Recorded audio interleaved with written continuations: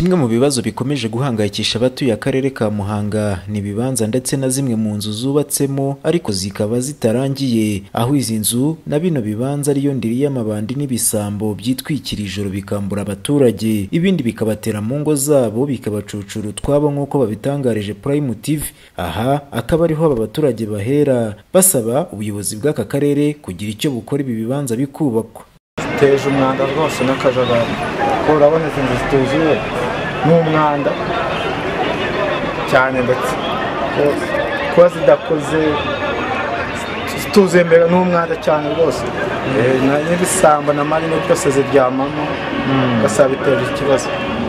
Ibisambo byose birabiri byatuma ibyo marine zicika, ibisambo bigacika, ubona ko ari umwanda cyane.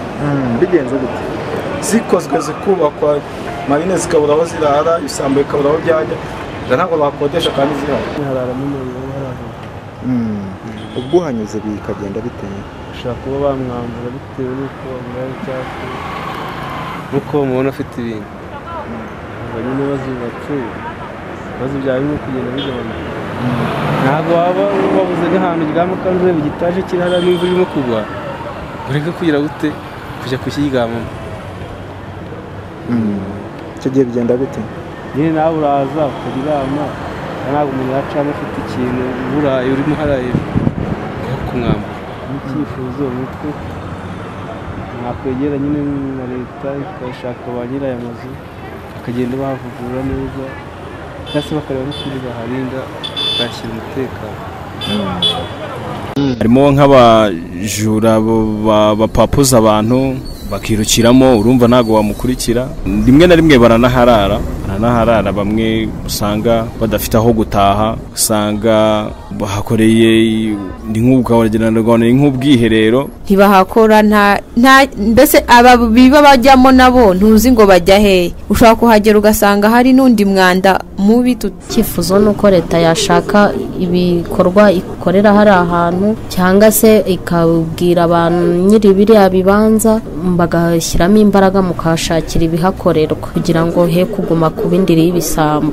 Ubwo twavuganaga na Bizimana Eric, umuyobozi w'akarere ka Muhanga wungirije ushinzwe iterambere ry'ubukungu, yatangarije Prime TV ko ibiganiro bigeze kure, yaba ku nzu zituzuye ndetse n'ibibanza bitubatse, yaba ku ruhande rwa ba nyirabyo ndetse n'abadafite ubushobozi, ko hari ibyamaze kugurwa ku buryo mu myaka 2 iki kibazo kizaba cyaramaze gukemuka. Muri iki cyumweru twaganiriye n'uhagarariye nyiri imitungo ko ari hanze, rero yatwemereye, yaratubwiye ati mu by'ukuri hari ibyo twe twarasezeranye ariko bitaragenze neza, akaba hari mu by'ukuri bigomba gukorwa, natwe twiteguye gufata. Ariko natwe duteza ikibazo cy'umutekano muke kubera aba bana bo mu mihanda. Ahandi kuri icyo kibanza kituzuye, uwubakaga yaje kugira ikibazo cy'amafaranga. Ni igihe cyo kugira ngo umuntu amwegere, niba ari n'ikibazo, niba ari n'ubuvugizi yenda kuri banki, binashoboka abantu bagakorana na banki. Iryo soko rishaje mu by'ukuri biri mu bintu natwe turimo gushakisha kugira ngo turebe ko byafata umurongo. Hakozwe igenagaciro rero, nk'akarere ryabura butaka kugira ngo turebe uko twariha abikorera, noneho dusaba na PSF nayo kugira ngo ikore igenagaciro. Noneho ayo magenagaciro yombi ubu nibyo biganiro turimo. Ndatekerezaho mu cyumweru gitaha dufite inama. Mu by'ukuri mu biganiro turimo kugenda tugirana nuko hari ubwo RSS bishobora kutubwira iti bishobora kugisubiza akarere.